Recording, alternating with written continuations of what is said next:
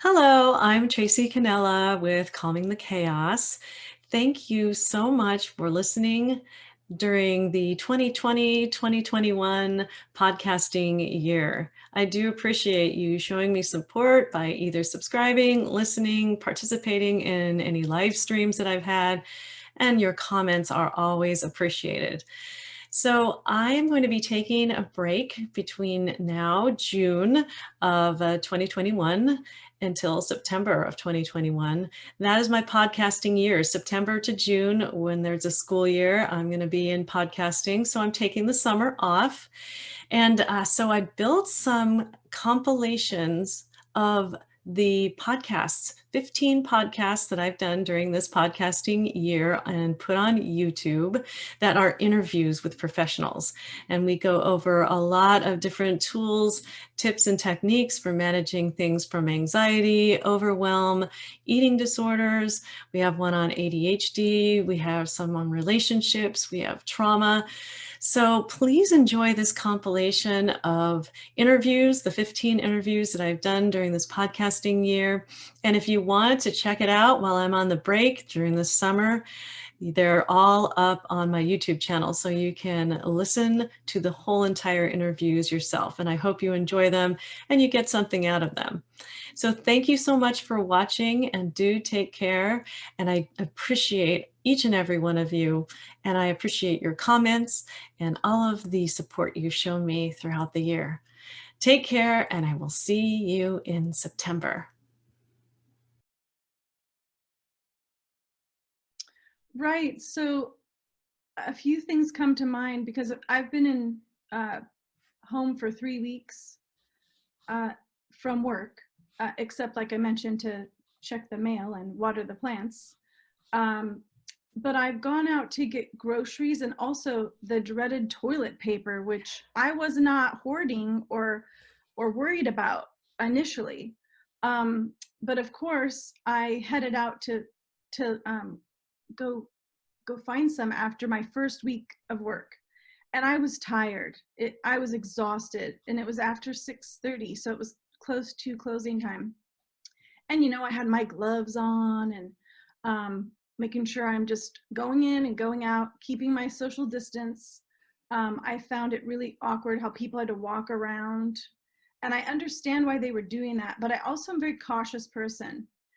So I got the toilet paper. I'm checking out. The checker's so chatty, and normally I would be more engaging, but I'm like, dude, it's Friday. I'm tired.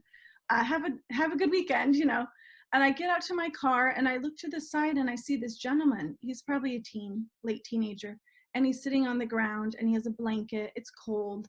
And I look in the trunk of my car and my son's flannel jacket is there, and water and a kind of emergency food, like a beef jerky.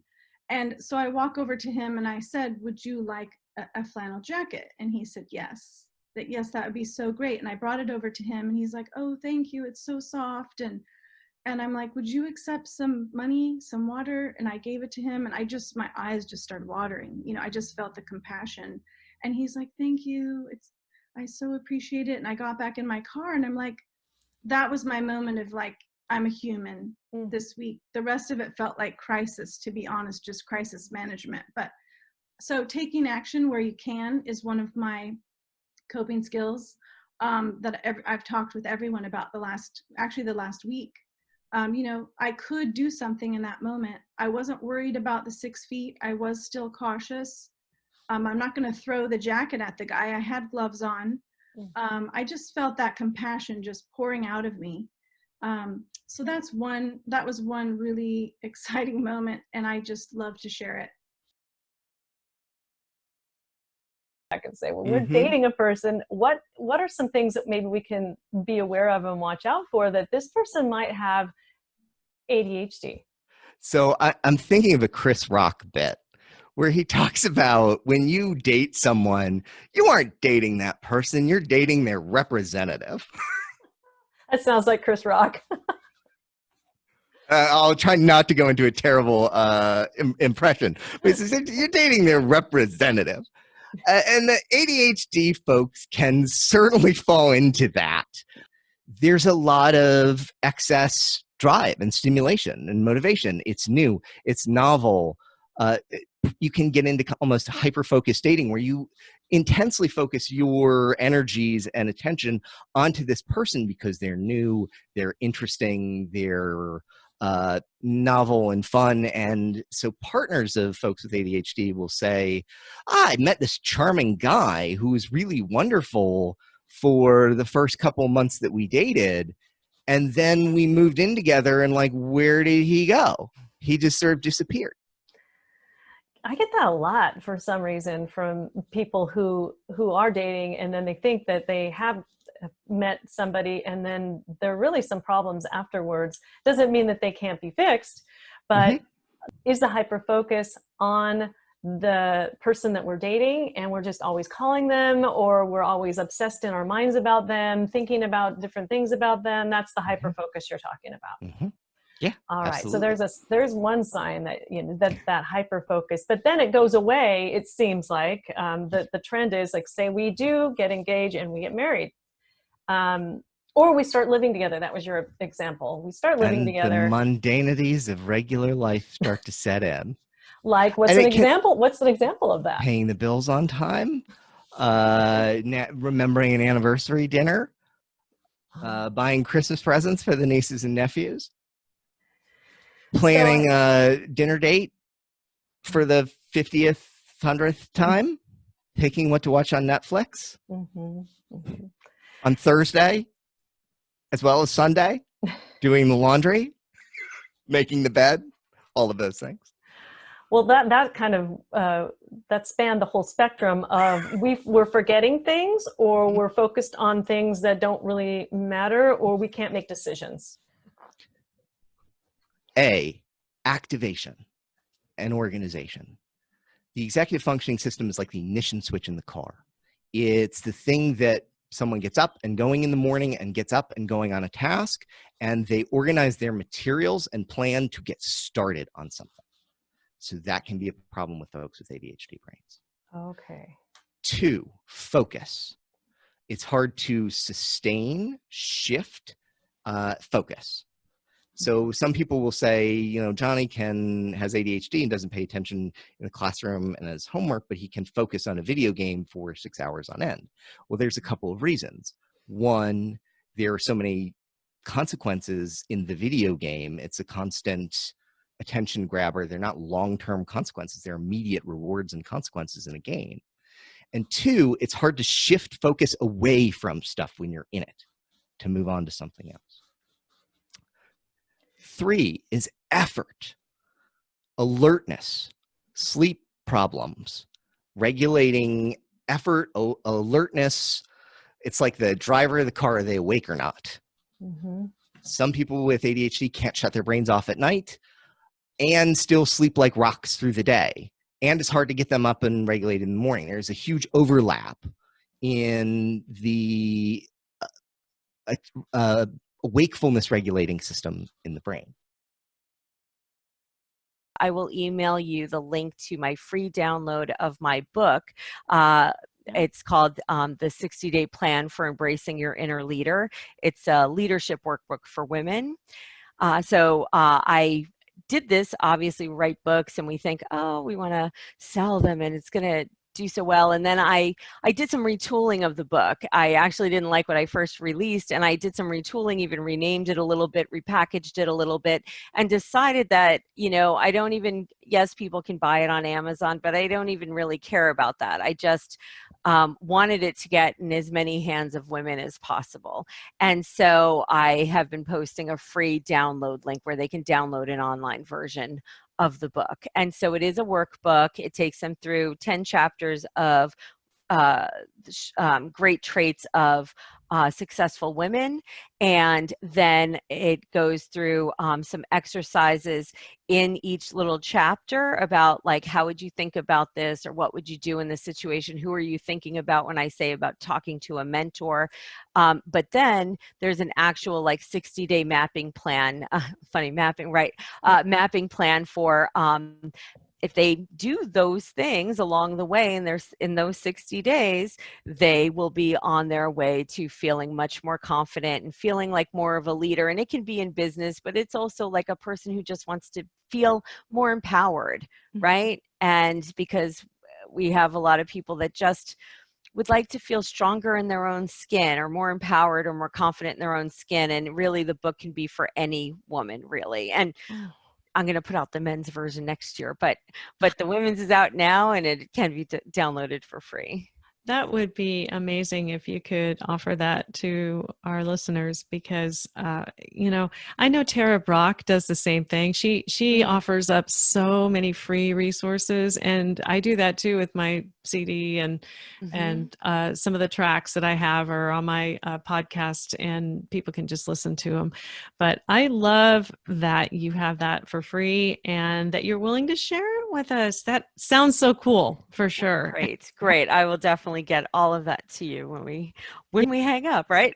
And so I'll get that to you before it goes live. Absolutely. Just get it to me and I add it to the notes, and that's how it goes, right? Great. I have a little singing bowl right here, and it's absolutely wonderful, and it makes a beautiful chime whenever I press it or bring it.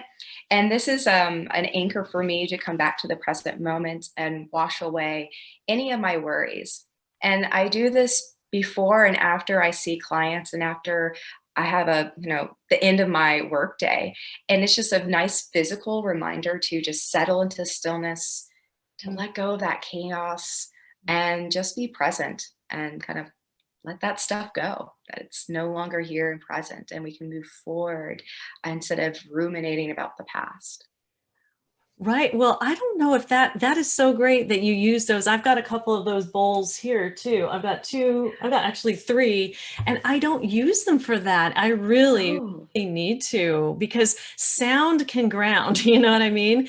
Yes. And is very important to do that, because all of the noise in your head kind of just goes away with that. And then you take a breath, and then you're kind of centered again. It doesn't take that long at all. You are so right. I'm glad that you mentioned that, for sure. So I got to start doing that. Yeah, and it's so nice. And I don't know, would it be good just to try out the sound right now for the viewers to listen? Yeah, absolutely. Go ahead. Yeah, and so what I usually do is as soon as you hear the noise, go ahead and close your eyes, just really focus on it. Allow everything else to fade into the background. And when you can't hear even the slightest noise, you can bring your eyes and gaze back up again and just see what happens.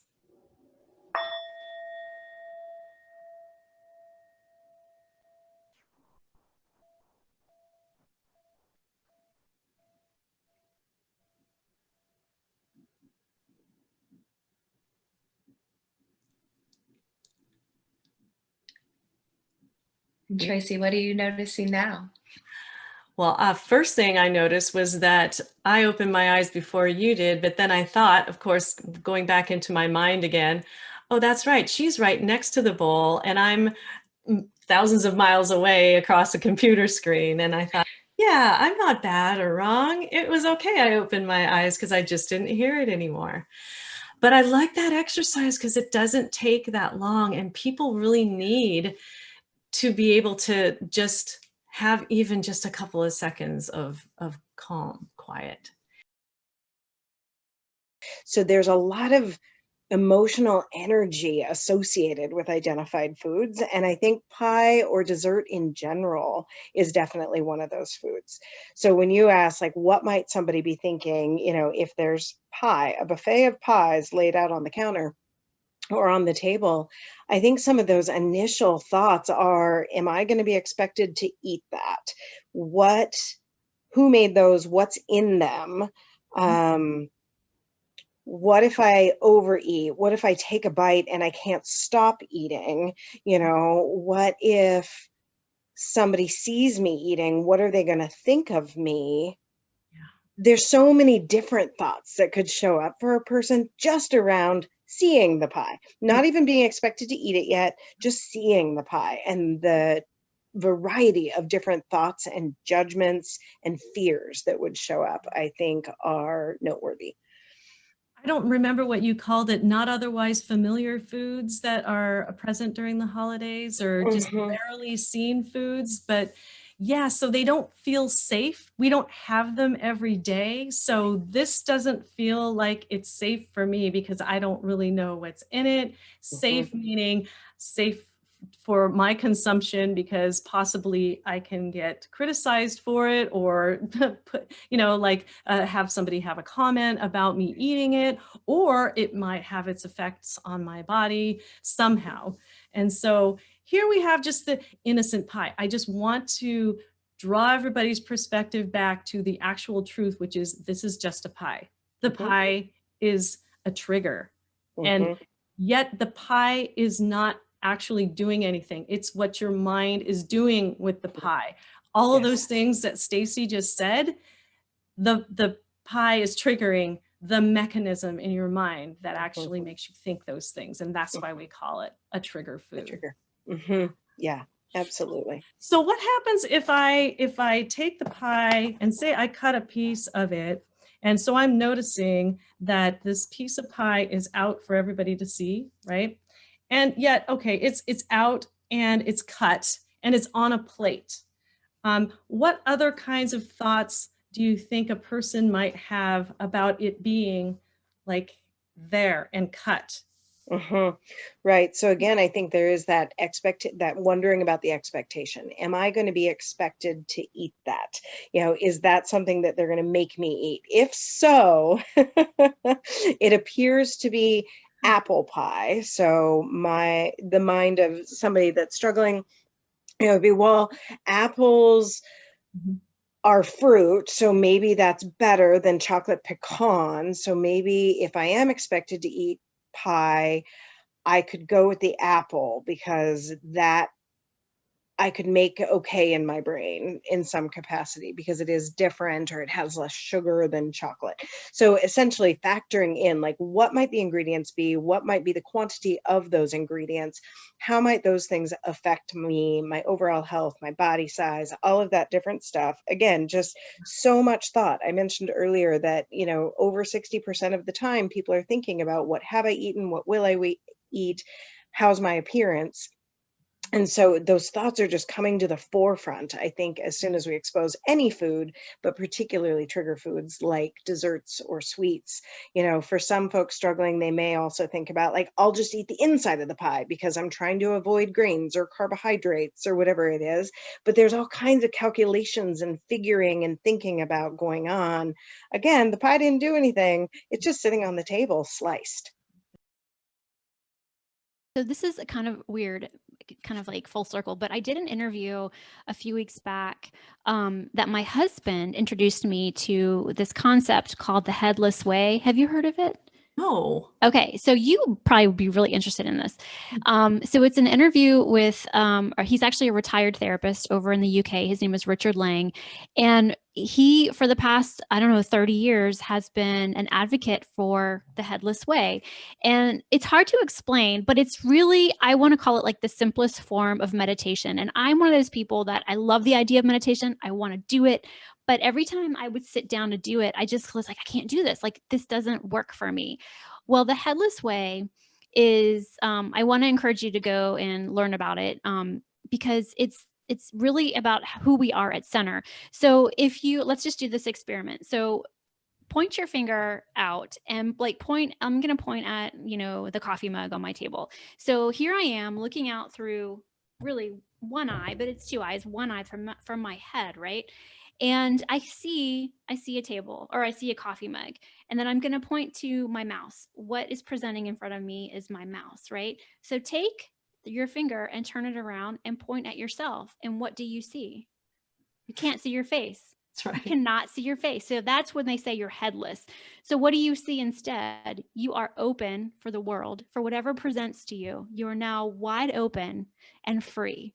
And I mean, I had to listen to that many times, and I had to go through many experiments to like really get that. But my husband introduced me to it. He's fascinated by this concept. And so when I started to like practice that, just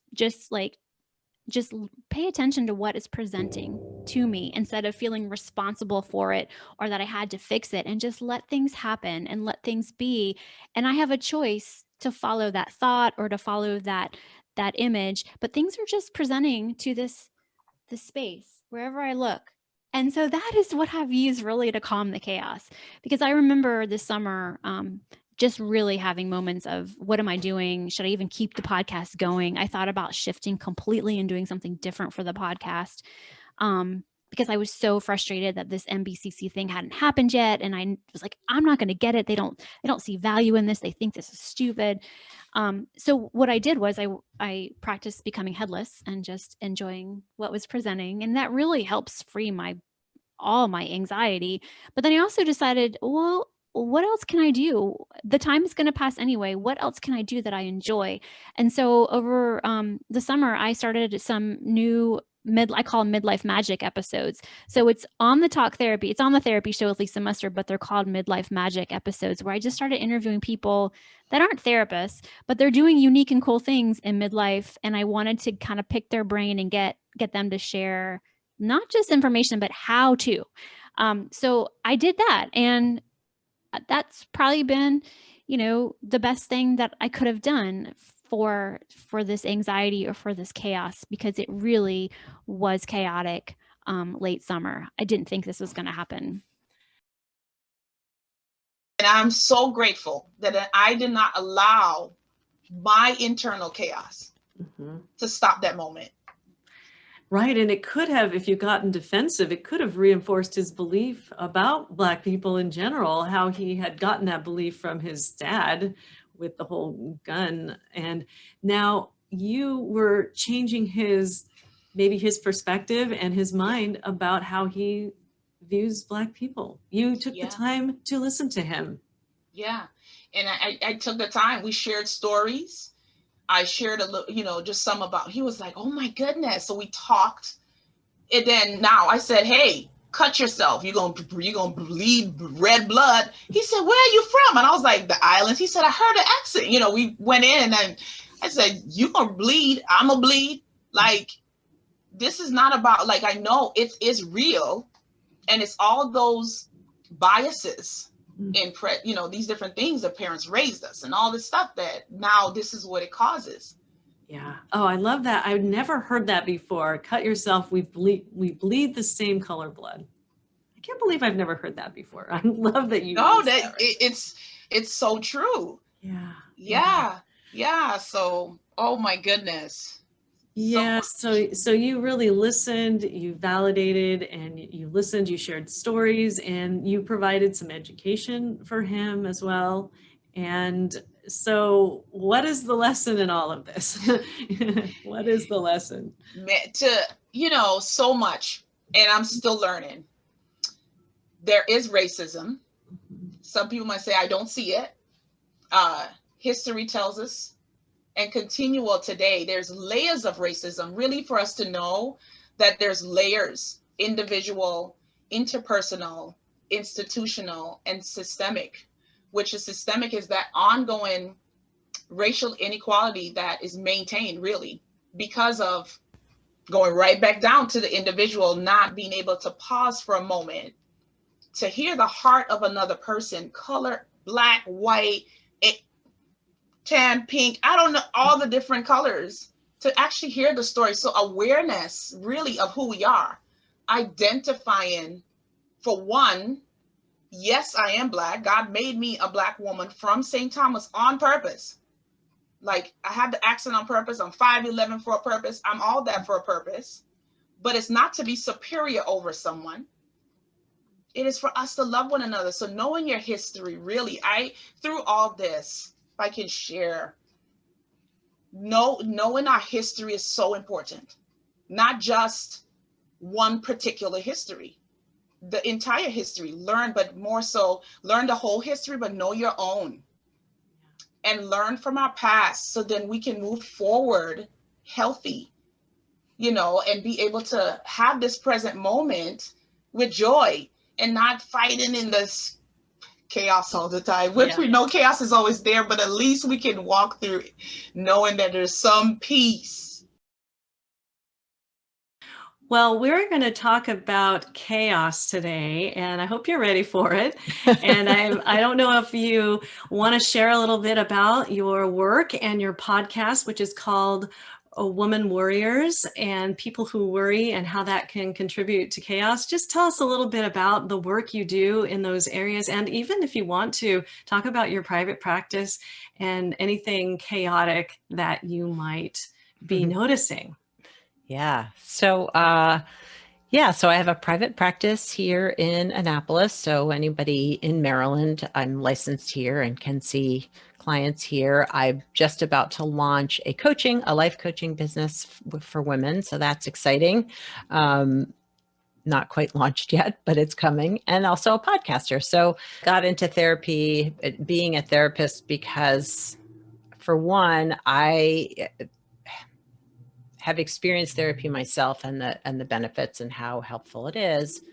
And I think just at heart, I'm a helper. I think I probably would have been a nurse had I not been a therapist. But I struggled with anxiety for a long, long time, and learning how to better manage my own internal chaos, if you will, has really led me to want to help others to do the same. So that's my focus in my practice, is to help worried women, but I help all adults who struggle with stress and anxiety.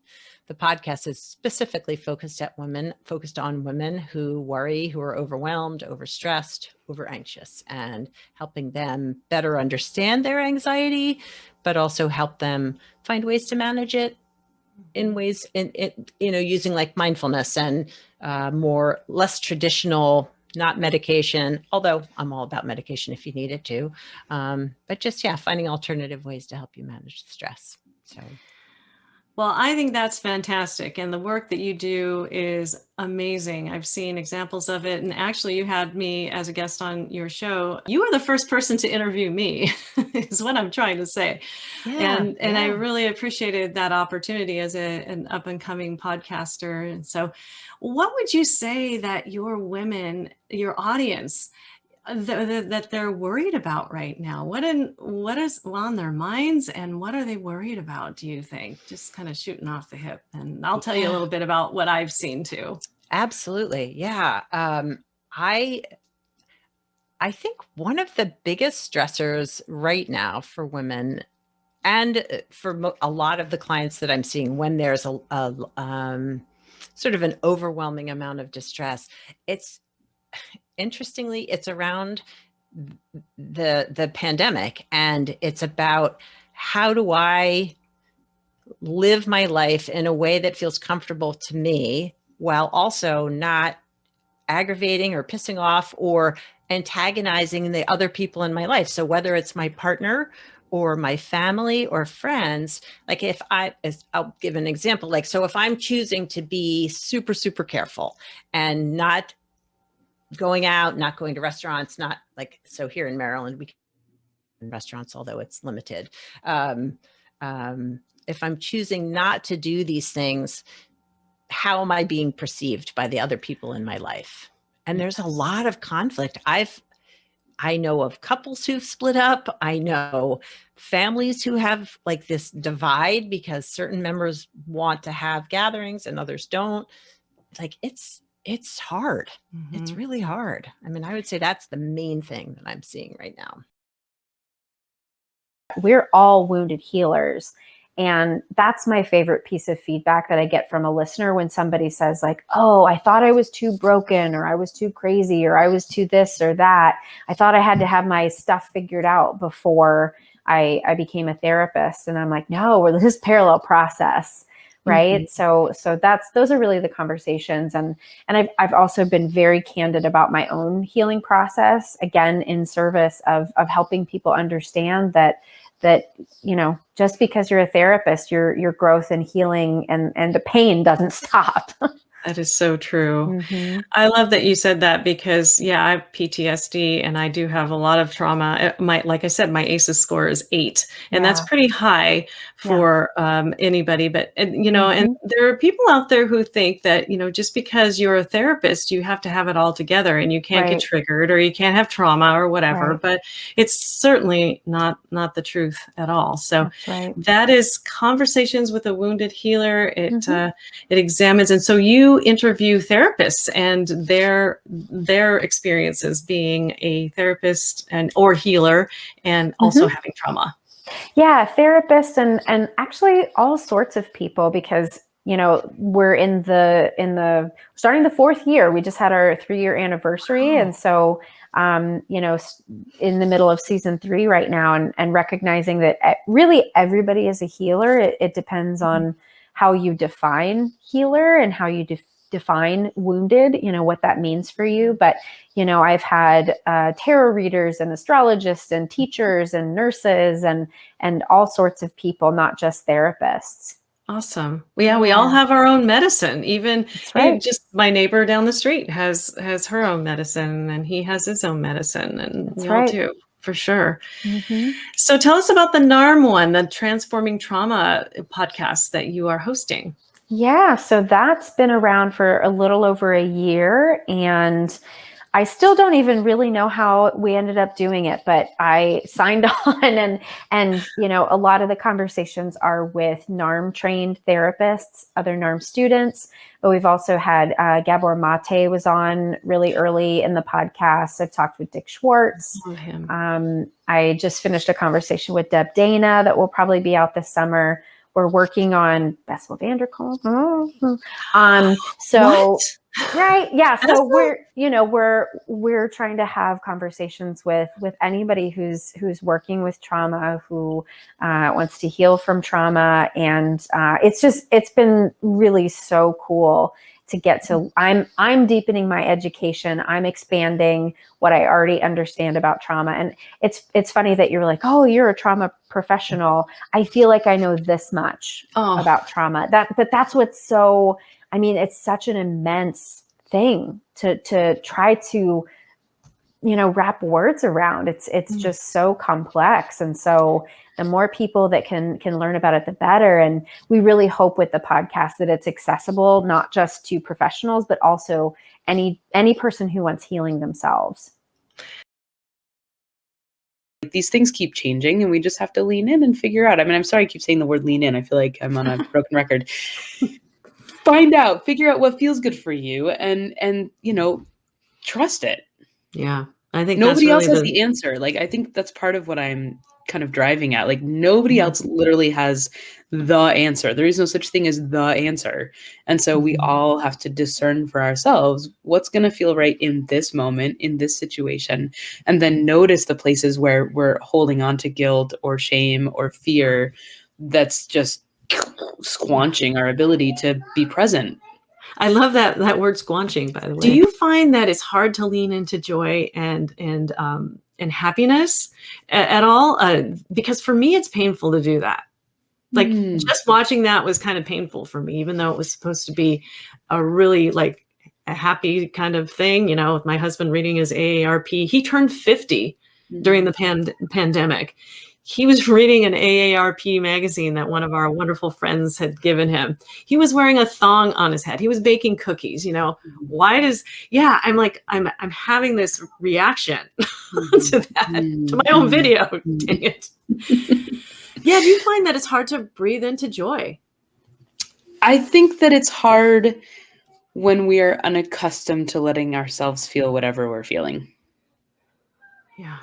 I think that it's natural to, it's like how our brains are hardwired. We're hardwired to believe the storylines that are more painful. Yeah. When in fact, joy, beauty, love, enjoyment, pleasure, these are also things that are hardwired into us. And so I think what happens is because we believe the storylines around fear and sadness and heartbreak, and those speak louder You know, we become familiar, we become habituated to listening to those storylines as opposed to enjoying the moments. You know, like for instance, I have the sunshine is just like blasting in right now, and it's so beautiful. And so because I've learned over the years to just notice little moments of joy and delight, then there's a sustenance there for me.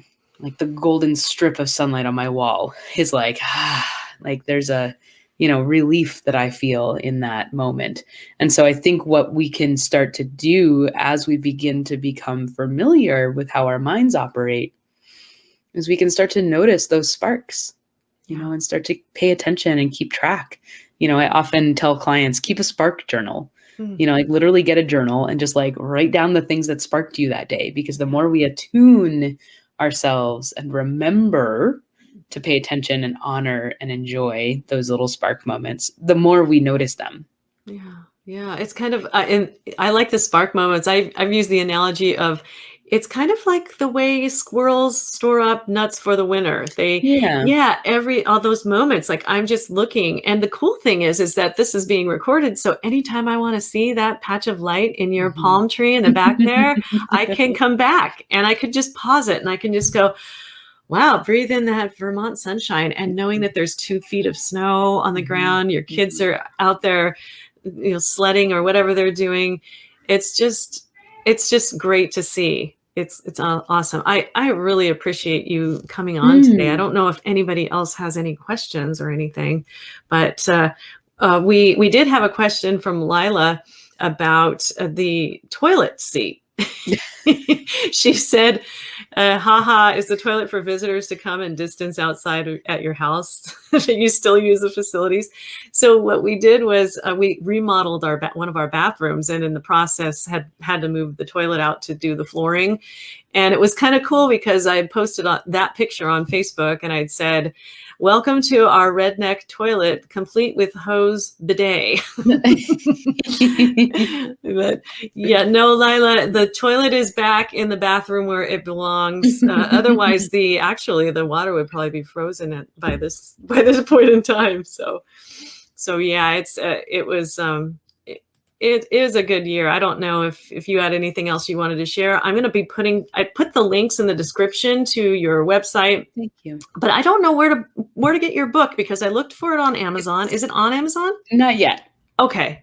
It's How on do my they website. get your book if they're website. interested in your book? Oh, on your website. SarahLipton.com. Well, how about those people? I have a lot of clients who they wake up, the first thing they do is they go to their phone. They don't even get out of bed. They just pick up their phone, or they look up, they watch the news, or they look at their Google feed. Is that more of a right or a left brain or hemisphere sort of a task when people do that? That's engaging the left. And that is going to cause distress, adrenaline, dopamine in a way that keeps one driven toward not good for meaning. Yeah, when you said that about the email, like that is not good. I was thinking, well then what about this? It's probably, I was thinking it was on along the same lines, but wasn't sure. So thank you for confirming that. Well, I guess we all can kind of be mindfully aware of how we wake up and greet the day then, right? Right, and then people can find their own tricks to keep them in a bit of awe and wonder, and this is all about perspective. But it is knowing that your brain is hardwired for a felt sense of meaning, but we actually have to feed the side of the brain, the part of us, the wholeness, the sense of interconnectedness, however we each learn to get that. And that's how you do it through trial and error. What do you think, Maria? Yeah, I was thinking as you were talking about something that my yoga asana teacher says so much, and it has been so corrective for me, because that taskmaster in me likes to say, you're getting it wrong and you need to get it right. And then I just panic and I can't think. Like, this is what happens to me. And even in the night last night, I was the same thing. Like knowing that this was happening today, stepping into the unknown and knowing that I have no idea what's going to happen. And really, I just need to let it come through. But my left brain thinks I need to know what to say. I need to write it all down. I need to get it right. She says often in yoga class, you're not getting it wrong and you don't need to get it right. And the first time I heard that was like, really? What if that was true? I'm not getting it wrong. Oh my God. What if that was just true? That's part of the journey, right? And how we learn, and the whole divine lesson of the whole thing is getting it wrong sometimes, or and I guess if you believe in accidents, which I don't happen to believe in accidents, it's all a teaching experience, right? Richard Rohr, I love Richard Rohr. I don't know if you guys have heard of him, but he's a Franciscan priest, and he said, we learn much more by getting it wrong than by getting it right. And he says we move forward like a speed skater. We go side to side. We go off track, on track, off track, on track, off track. Like that's what's normal. It's not normal to just make a decision and then it's just like this straight line to the outcome. It's not how it works, but our left brain society tells us that. So we just live in shame. We live in so much shame. Want to validate that when I'm listening, especially to my young women clients who are now so driven by externalization, right? So there's a standard they want to meet, a body they want to have, a look they want to have, a way they want to look. And one of them was saying, I how does she say this? I have to have it all together. Whatever that is, that always really sends an alarm. Have it all together. That's left brain. And I have to make it look like it was easy. I have to make it look effortless because the magazine show with the lit candle and the journal open, I have to look like I'm one of those yoga, spiritual people or whatever, executive people or whatever it is. And I have to make it look effortless. So even that, making right brain life look right, what our culture tries to do. It's called an anxiety disorder. I mean, really, like I just get anxiety. I was that way. I mean, that was me before I fell apart. It's funny for me to look back at pictures because I'm like, oh my God, I had to put on this facade of perfection because I really believed I was damaged and bad and people were going to find out and then I was going to be rejected and alone and, miserable. And so I was obsessed with having my house perfect, my kids perfect, my body perfect, my food I fed people perfect. And it nearly killed me. I mean, really, it's amazing that I'm even here talking today, but something that I wanted to say too, where with Francie's example of getting ready for the party, I really think that this is so key in finding meaning, is that something that's happening in Western culture is that we haven't been taught not to run away from our pain or our discomfort. And so I spent my whole life, and I still find myself trying to run away from my pain, but really, the wisdom is hidden, the treasure, the medicine is hidden in the pain, in the wound. And so much of it is turning towards our pain, which often means turning towards the part of ourself that we have deemed not deserving of existing. And that's really where the hero's journey comes in, is there's like this descent into what we've been running away from through all manner of, distraction.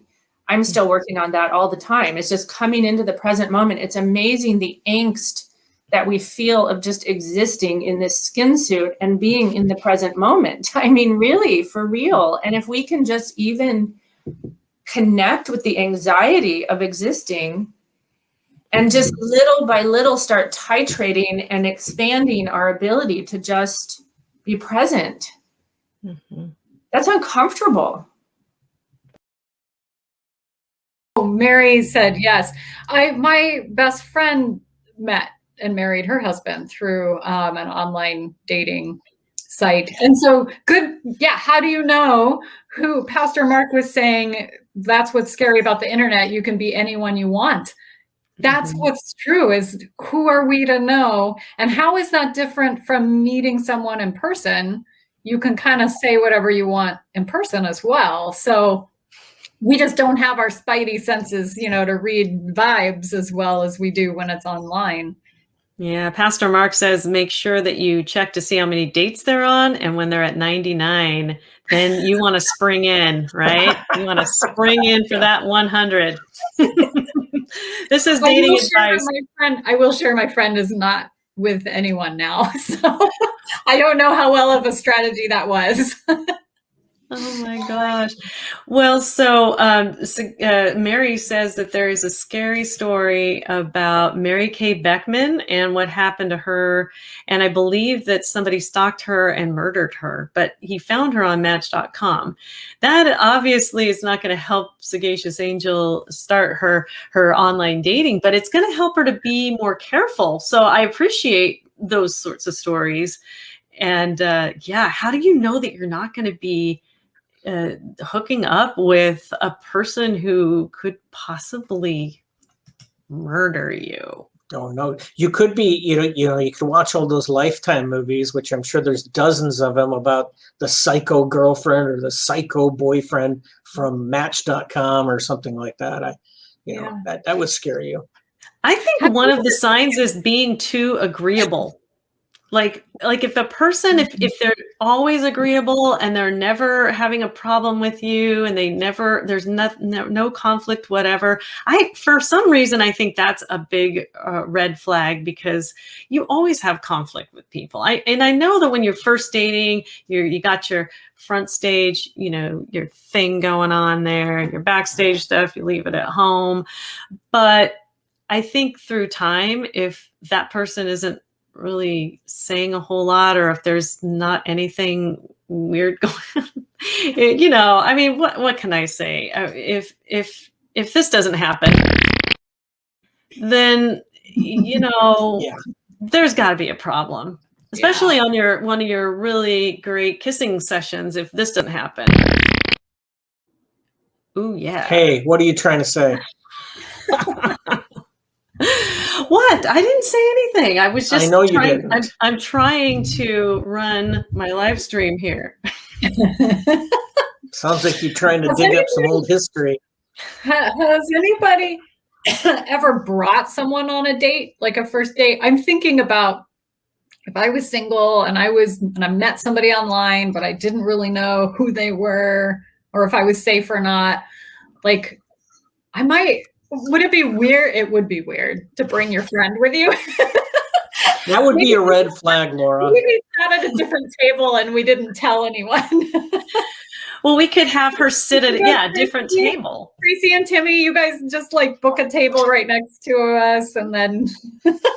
Exactly. That's exactly what it is. And then we'll just keep our eyes on you just to make sure that guy's not a creeper. And we'll be texting you the whole time. So many things that you're bringing up that we've talked about this whole time are, what's the word? Where you are, I'm not thinking of the word, sorry, but it's more about your perception. Like, it's not. And so I think communication. Oh, look at what just popped up that Pastor Mark just said as it came out of my mouth.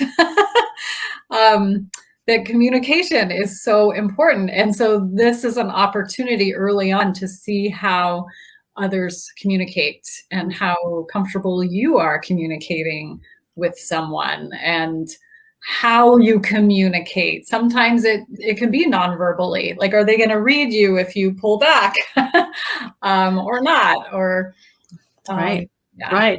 I remember when Timmy and I were first dating, that he was saying something about playing footsies with me.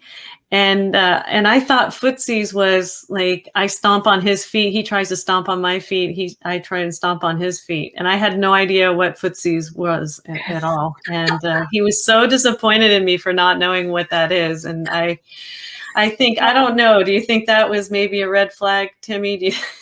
Well, it was definitely a yellow light, and I still think to this day that you have a different idea what footsies are. I think you think it's let me warm my cold feet up using your body. That's my new game of footsies is doing that. That's so fun. I'm sure you've done that too. It's fun to be on the giving end of footsies and that. Especially if you're really flexible like I am, and you put your feet all the way up to the tummy area, and the tummy is so warm and my feet are so cold. Thank you for your service, for sure. I love that. Timmy gets a big hand of applause there for his husbandly duties. Well deserved hand for sure. Exactly. Well, I think that there are two big messages. Okay, one is you have to do the work.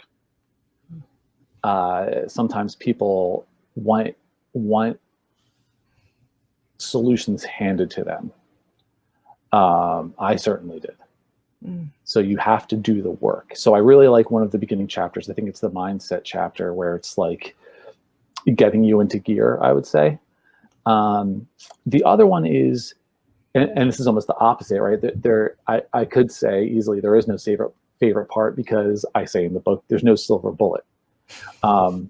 Because there are so many different causes, right? And different flavors is what I say in the book. There's so many different factors that come into depression. So I guess, tell you what, since it's so hard to describe, if your listeners want a free copy of that chapter, I'll send it to them if they shoot me an email, just so they can check out that chapter and see if they dig it. Awesome. Yeah, and that's the mindset chapter too, right? Yeah.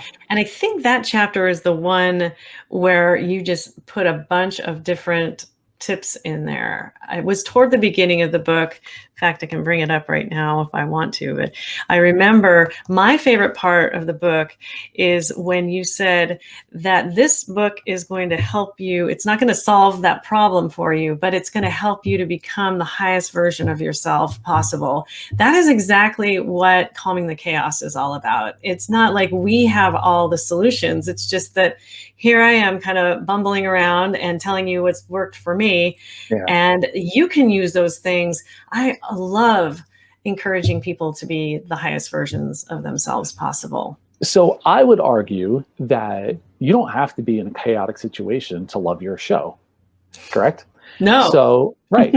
So it can help anyone. And that was one of the best compliments I got on this book, was they were like, hey, this is actually a really good book for anyone. You know, they don't have to be suffering from anything. This is just a really nice, nice little guidebook to improve anyone's life. And I thought that was really nice.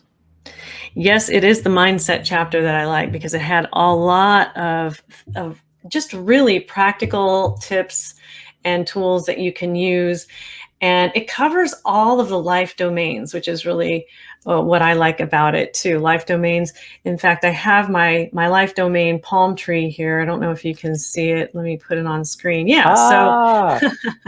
So I am part Hawaiian, and I made this up for a chapter that I wrote on eating disorders. And so eating disorders can affect all the parts of your life. So there's school or work, physical, mental, spiritual, emotional, and relationships. And so one of the things I liked about your mindset chapter is that it talks about mindset, but you can apply it to all of these areas of your life, right? Yeah. Thank you. I love that tree, by the way. Yeah. Yeah. It was interesting sort of trying to make that thing. And I don't even ask me how I did it, but I was able to do it, and it's published, so nobody can steal it without my Very permission. Cool. Very cool. But yeah.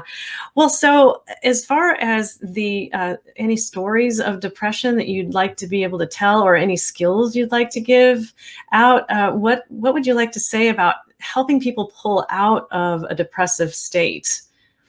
Ooh, well, that's what the entire book is about, right? So that's a loaded question. There's a whole lot going on there. Yeah. I'm famous for my loaded questions. It's like, wow, I didn't expect that question to be that big. Okay, why don't you tell us about box breathing, and we'll start there. Sure, great. Yeah. So this was actually developed by I guess the Navy SEALs. And what you do is, and we can do this together if you'd like, but let me explain it first. And I teach this sometimes in my group fitness classes. Okay, so the way it works is we want to practice all diaphragmatic breathing, so belly breathing. Sometimes it helps if you take your hand and place it up against your belly, because you can actually feel your belly pushing in and out. You want to breathe like a baby breathes, right?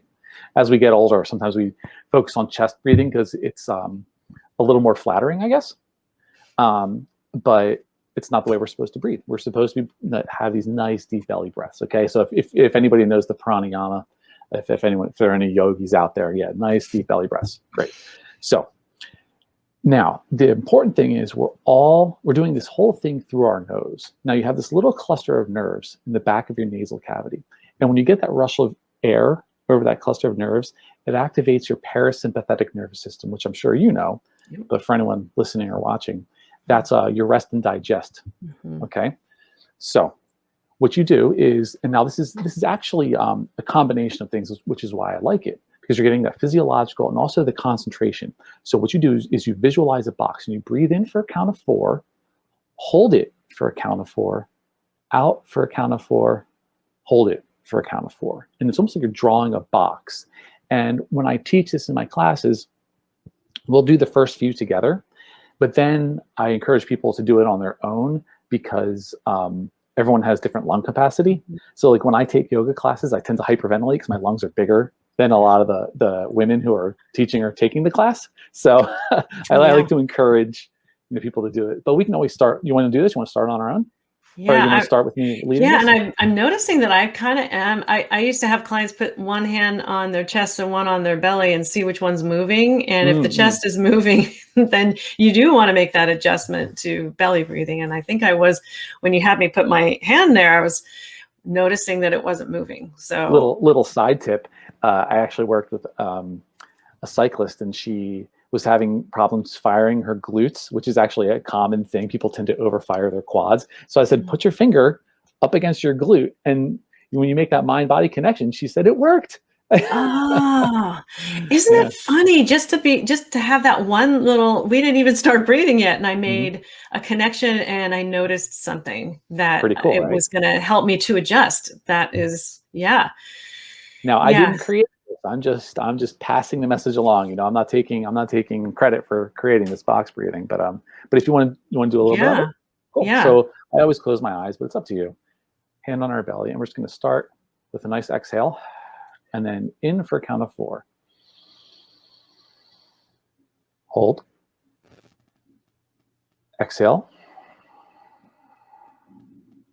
Hold. Clear your mind. Inhale. What if I don't want to come back? All right. That felt good. I should do that throughout my whole podcast. So what I do is I'll do that for about 5 minutes, and I'll let people go on their own and visualize that box as they go. So you're getting that visualization, concentration practice in there also. Yeah. So I'll do that right before my visualization. Yeah. It was no secret that I was the disabled kid. So, and we know that kids can be cruel and whatever means. So I not only navigating a world with a disability, I was battling, rejection and bullying and, harassment and teasing and all that crap that kids do. So whatever. And this was back in Texas, or was this completely back? Mostly kindergarten through 12th grade. I had some type of social issue I was dealing with as well. So whatever.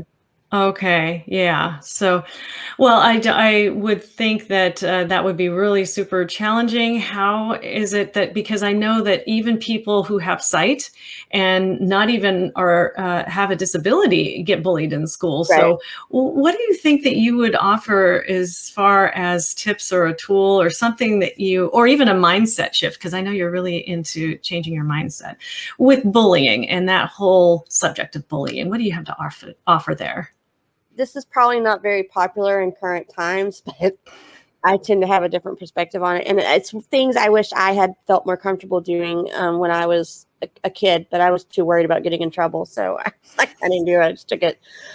Standing up for yourself and being an advocate for yourself and trying to do what you have to either get away from it or stop it. And like I said, it's not a popular decision, but if you really feel like you're in danger, I'm not advocating picking a fight, but don't be afraid to stand up for yourself.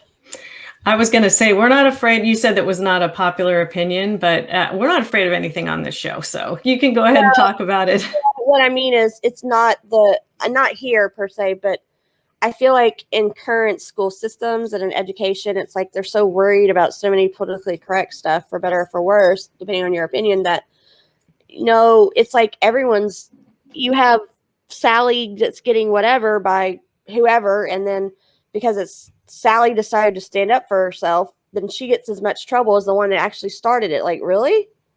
Mm-hmm. I don't think that's right. I don't think that's fair. I mean, when my husband, we talked about before our kids were in school, that if they ever got in trouble at school for standing up for themselves, then okay, fine, suspend them. We'll let them have fun at school, because we don't want our kids growing up being afraid to stand for themselves and defend themselves. I mean, yeah, I understand why the schools do what they do, but kids have to learn to do that even in school age, because when they become adults, the world doesn't give a dang. Well, so assertiveness is really, really on the top rung of if you are going to be surviving bullying or even a disability in the school system and in life, it really helps to be your own advocate. So there's a couple of A's there: advocacy, self-advocacy, and so great. Well, so then adversity is something that you had actually encountered quite a bit growing up through school. Did you find that it developed thicker skin for you? Do you think that, like, the experience of continuously having it happen over and over? It does. I mean, I was a little sensitive because I'm an only child, so I didn't grow up with, like, I think me taking on bullying and harassment was harder for me because I didn't grow up with siblings that are always picking on each other. You know what I mean? And you learn to roll with it, and like they're just whatevering. I was an only child, so I was around adults all the time. So I was like, I don't understand. Like, what? Like, what did I do? Anyway, so that was a little bit different, but maybe not so much in that way. I was still sensitive, and it was hard to, well, whether I was sensitive or not, when you do it continuously and you're always being constantly, it kind of wears you down eventually, and so it gets hard. But it was more of, I think, constantly going against challenges and obstacles and pressures and rejection and all those myriad of things. If you want to survive it, you have to make a choice. What are you going to do with it to get through it? And so I've always had the attitude and was raised with the point of view of, let's see what she can do. Let us see what she wants to do and how far she goes with it, and never stop and never quit and never give up. Resiliency and persistence and determination and, sheer willpower and persistence and perseverance. So I want to switch gears now and ask you about your book that's coming out. You're doing an autobiography. By the way, I do have our moderators have your website link that they can put in the chat. And so any of Michaela's books, you can go check them out on her website. But she does have one coming out that's her own autobiography. You want to talk about that for just a minute? It's going to be called Now I See. Exactly, Now I See.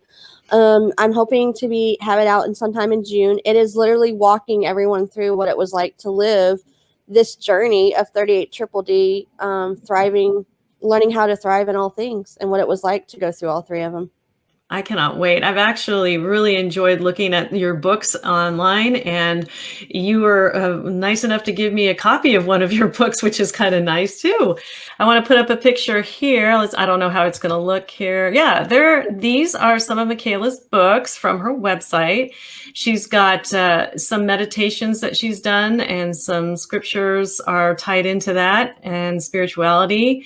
I really like the title of Take a Sip, Take a Breath, and Go. And that's about motherhood. And there's another companion book to that right here. In the fall, I will hopefully have out book 2 and 3 of that series. Okay. Oh, so you're going to still continue on with the series then, huh? Yep. Awesome. And then Living the Beach Life is the one that she was able to give me. And I love this, the learning to surf the waves of life. That's what we use a lot in mental health counseling. It's if you can't stop the waves, learn how to surf. Yep. And and then there's the Before the Clock Strikes Midnight. That's also a series, isn't that, Michaela? Yes, the book. Now that I've finished my first book about my life, I'm going to start writing that second book to hopefully have out in August. So that one will be coming out this summer as well. and it's a polygon community, so your neighbors are close. So we're used to incursions on our personal space anyway. You know, if I can put my hand on one house and my foot on the next door neighbor's house, then it's one of those things where we know what people are doing, you know. And so yeah, after Patsy was here, then it started to come. Okay, so that was the calm part. That was the calm part. Before Yeah, the yeah. chaos, right? Yeah. Okay. Yeah. So that was right when so you agreed, sure, wonderful. We have vaulted ceilings. We'll just stick you up on the ceiling. It'll be great. Right. You can come over. But then and then the unexpected happened, right? Yeah. Right. Yeah. And then we entered into lockdown, and yeah, and then she ended up essentially being displaced because, like, you know, all of our kids were coming home, right? But fortunately, it ended up being a really good thing for her, because she was working from home, and she ended up actually being able to go back to California. And you know, she had other options. It's not like we were her only option, and we said, "Oops, sorry, you're gone." It was like there were backup plans involved. This was just the best first option. This is what it boiled down to. We didn't kick her to the curb. There were a couple of days I thought about kicking her to the curb, but we didn't kick her to the curb. So that's family chaos. Well, okay, so I got to back up here just a second. Ask, like, how did your kids decide that they needed to come back home? Because let's see, one was already living at home, right? But the other two were out of the house, right? Yeah. Right. Yeah. So really, with the shutdown, right, we had our youngest was at Central Washington University, and you know, everything shut down, and so she came back. You know, theoretically at the time it was going to be 6 weeks or whatnot, and then head back to school. Obviously, that did not happen, and it's extended, and she is here still. Yeah. A year later. Yeah. Yeah. Yeah. Right. You really don't know what's about to happen, so just be prepared.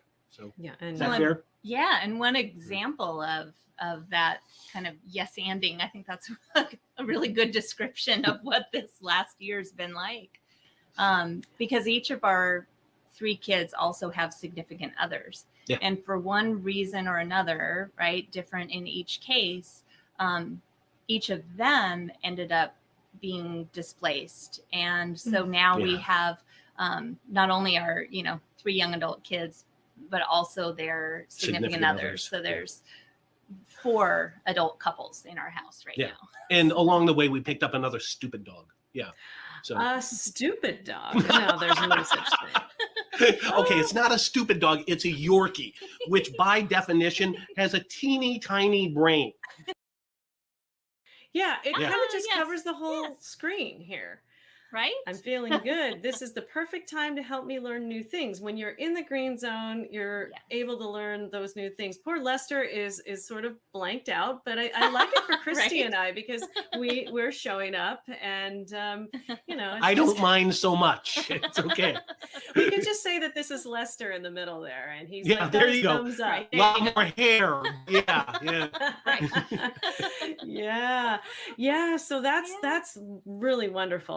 I was stoked to see that, and caregivers really do need support, and they're not always in the green zone. They're sometimes in the red and the yellow zones, and they need help and support. So I appreciate that you have that resource for people, and I'll put the link down in the description for this video and in the show notes for people who are listening on iTunes. And so I love that. And then you also, I don't know when the diary there goes Lester again. We're blocking his head, but that's okay. He's blocked, and now he's become an owl. There you go. Yeah. So and I know you've talked to me about this before. It is a journal, but I didn't know that it had such a good Harry Potter sort of reference with the whole owl. Like, tell us about this journal, Internal Wizardry. Yeah, absolutely. So that was a blessing of this last year too, is that part of my own personal self-care plan is really working with my dreams, right, and looking at writing down my dreams and kind of reflecting on them and really pulling from them what kind of, information that it's telling me about my waking life, right? The dream reflection journal is kind of the first step towards that.